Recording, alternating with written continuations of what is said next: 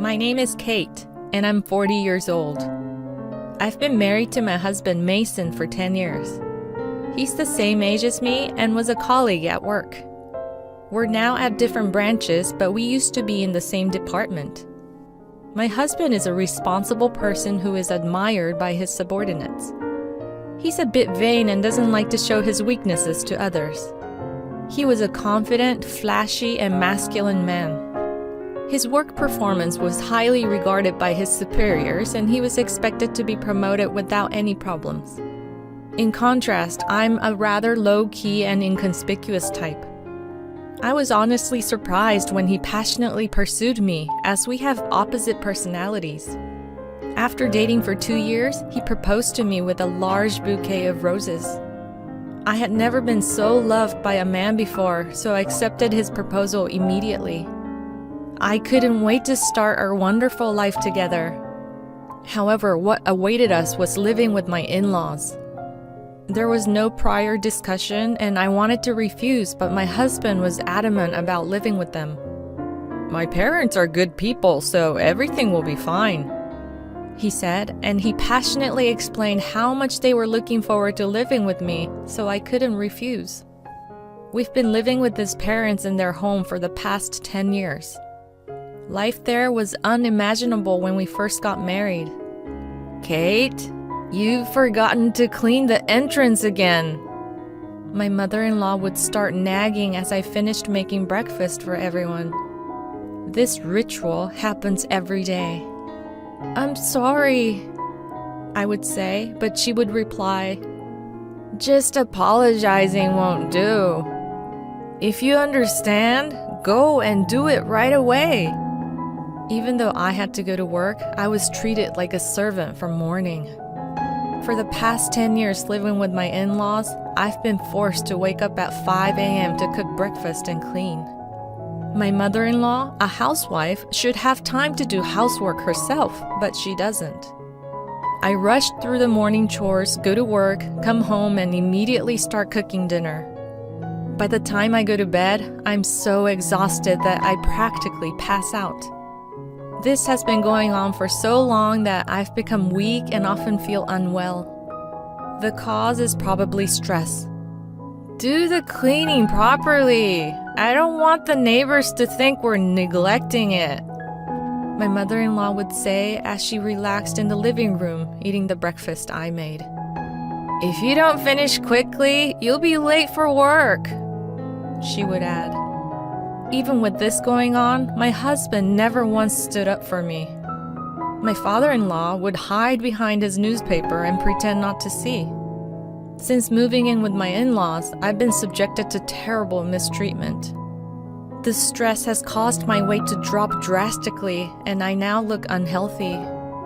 My period stopped due to my sudden weight loss, and I couldn't get pregnant. Despite being the cause of this, my mother-in-law continued to blame me. Before getting married, I cared about how I looked and was healthy. Now there's no trace of that. The stress from the mistreatment and the shock of seeing my reflection in the mirror make me feel depressed. I had become completely submissive to my mother-in-law. I lost all motivation and couldn't bring myself to leave the house. It was during that time that I received news of my father's death. He had suddenly passed away in an accident. I hadn't been back to my parents' home in a long time because my mother-in-law and husband would criticize me for wanting to go.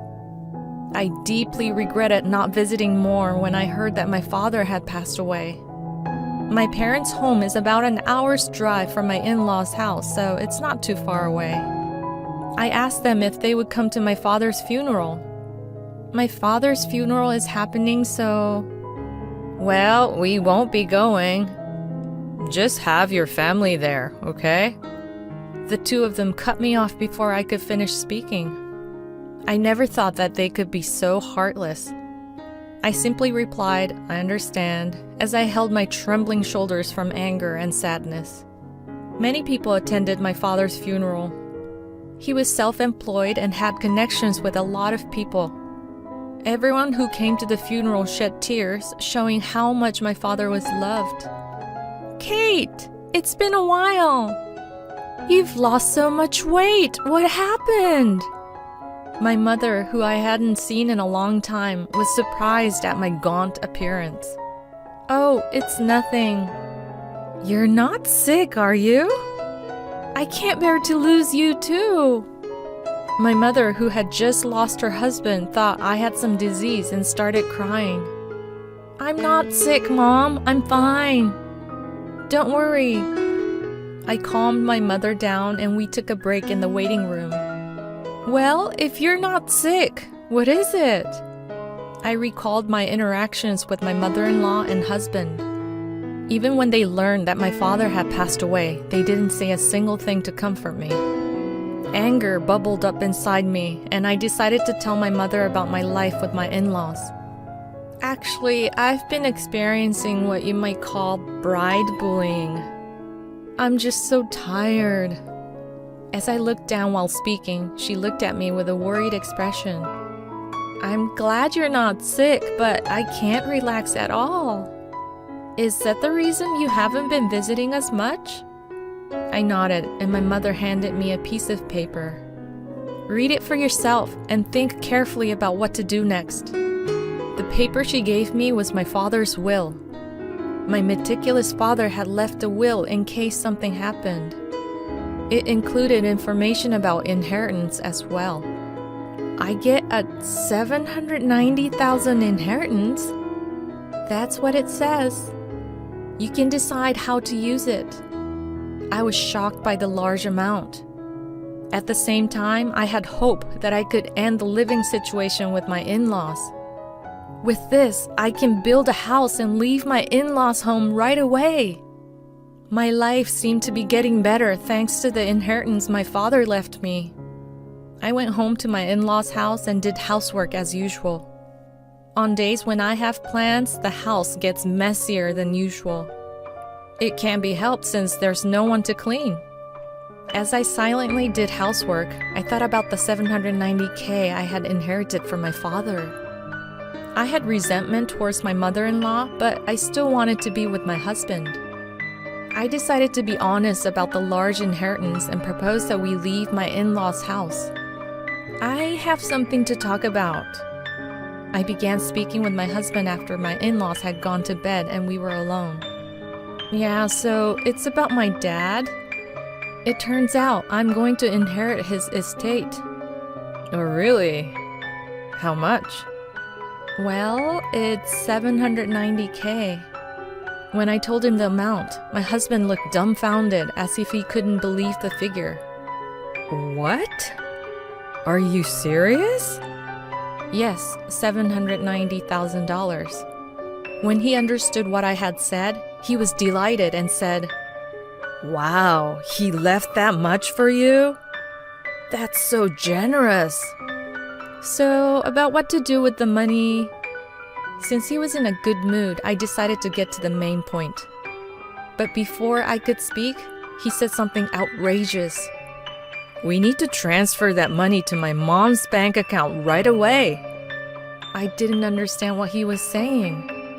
It was so absurd that I thought he was joking. Wait, why? I inherited it, so that's not right. As I laughed and spoke, he slammed his hand on the table. What kind of nonsense are you talking about? A wife's money belongs to her mother-in-law. He probably didn't even realize he was saying something ridiculous. Looking into his serious eyes, I felt frightened. I'm sorry. I don't quite understand what you're saying. All I wanted was to talk about building a house for the two of us. But he wouldn't let me and tried to make my inheritance into his mother's property. That night, I was so shocked that I couldn't sleep. The next morning, as I was preparing breakfast, my husband and mother-in-law approached me with angry expressions. So Kate, I heard that you inherited $790,000 but said you wouldn't give it to me. What are you thinking? She had already heard about the inheritance from my husband. But I'm the one who inherited it. Stop arguing and transfer it to my mom's account right now. A wife's money is the family's money, right? The two of them seemed determined to get their hands on the inheritance by force. No matter how much I resisted, I was only blamed. Thinking that resistance was futile, I fell silent and my husband showed me a piece of paper. You're getting carried away just because you got your hands on some money. What's with the attitude? I'm the one supporting you. If you don't change your mind, it's divorce. The paper was a divorce form. I've already signed it. Take this and go back to your parents' house. If you apologize properly, I might not go through with the divorce. I received the divorce form with my husband's section completely filled out. As I stared at the divorce form, my memories came flooding back. I had never been supported in this house. I paid the same amount of living expenses as my husband, and all the housework was my responsibility. I had never been taken care of. Yet, the two of them always looked down on me. In the end, they even tried to take my father's money. If I stayed here, I might give in to the pressure from the two of them and hand over the inheritance. But this money was what my father had left for me. I thought it was rather an opportunity to be told to go back to my parents' house. Having the filled out divorce form in hand, I now had the power to make decisions for the future. I swore in my heart that I would never give up my father's inheritance and made a certain decision. That day after work, I went back to my parents' house. I'm home. Welcome back, sweetie. I had a feeling you'd be coming home soon, my mother said with a gentle smile as she warmly welcomed me, worn out from my experiences. The table was set with her home-cooked dishes. I couldn't remember the last time I had eaten a meal made by someone else. As I took a bite of the warm meal, I was moved to tears by how good it all tasted. Did you tell Mason about the inheritance? Yes, and that's when things got complicated. I told my mother everything that my husband and mother-in-law had said. She was stunned by the shocking content. The inheritance is yours, and it's up to you to decide how to live your life from now on. As tears streamed down my face, she gently put her arm around my shoulder. After staying at my mother's house for a week, I decided to return to my in-laws' home. Well, I'm going now. Take care. I was no longer afraid to return to that house. With a refreshed mindset, I headed back to my in-laws' home. Finally back, huh? Have you reflected on your actions? My husband and mother-in-law were waiting for me with their arms crossed. Yes, I'm sorry. Please let me live in this house again. I uttered an apology that was only skin deep. Hearing this, my mother-in-law smirked. Then hurry up and hand over the inheritance. Actually, the inheritance procedures are taking longer than expected. It's still not with me. It's a complicated process, so it'll probably take another half a year or more. It takes that long? Well, that's fine. They seemed satisfied, thinking that I would obediently hand over the inheritance. But they continued to nag me about staying at my mother's house for a week. The house is a mess because you didn't do your duties as a wife. Clean it up quickly. My in-laws' home was a mess after just a week, and it was unsanitary. It was actually impressive to make it so filthy in such a short amount of time. Yes, the old me would have been devastated to see the house in this state. But now, things were different. I didn't care about being bullied by my mother-in-law or being forced to do tough housework. I did the housework as ordered by her.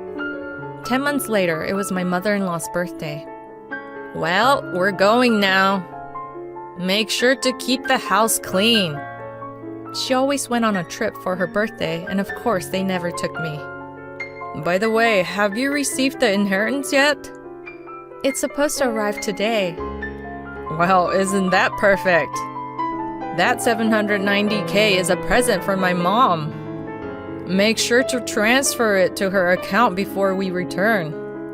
There was no way the inheritance would conveniently arrive on her birthday. My husband couldn't see through my lie. I didn't respond, but simply saw them off with a smile, saying, "Take care and have a safe trip."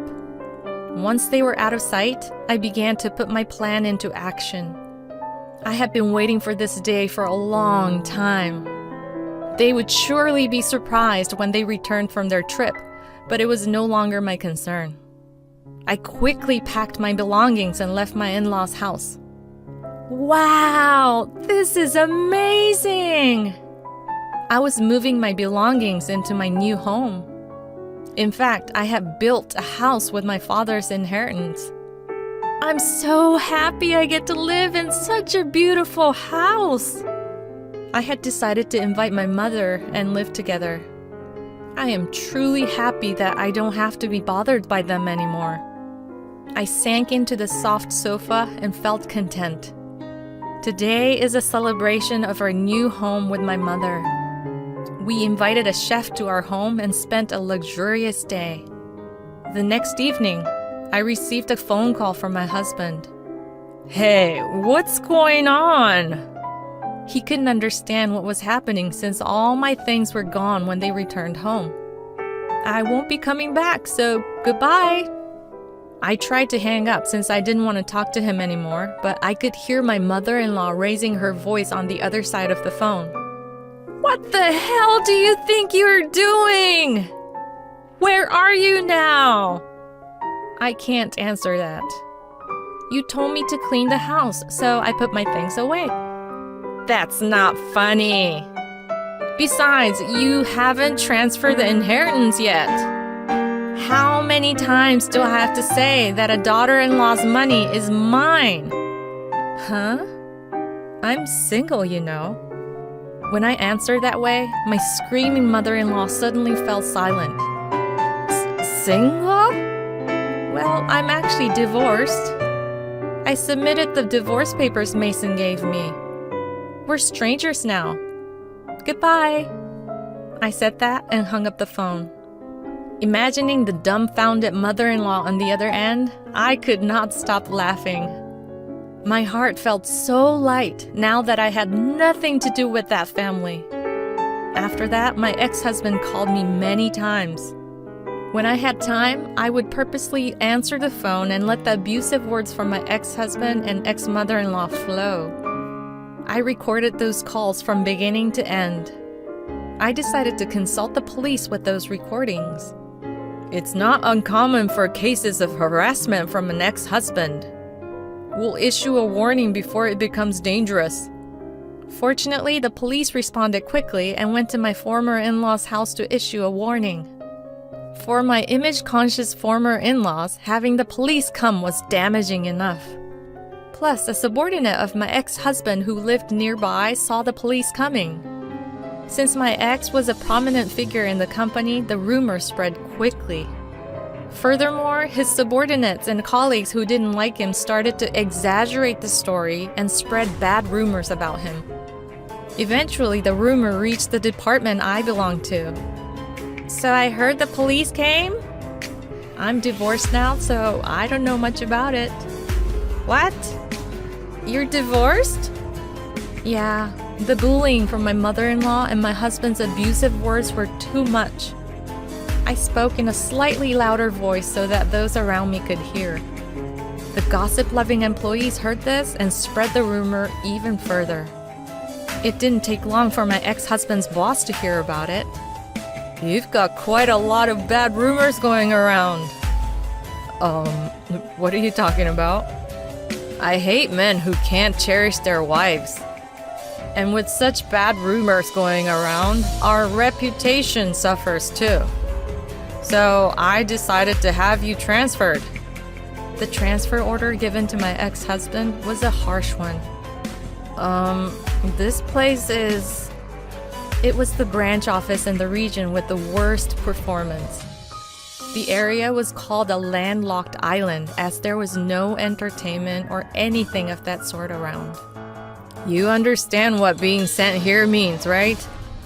Everything he had built up until now had crumbled, and there would be no chance of promotion in the future.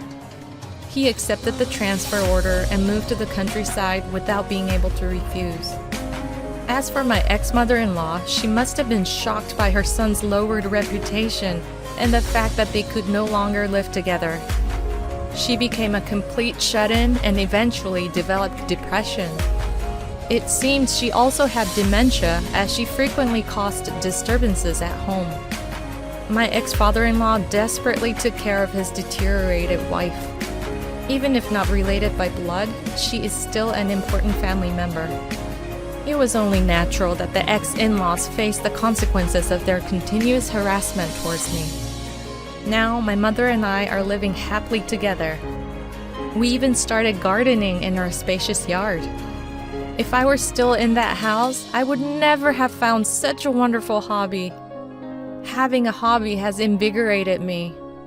My body, which was once worn out due to stress, is now healthy. I'm very happy to have cut ties with my ex-in-law's family.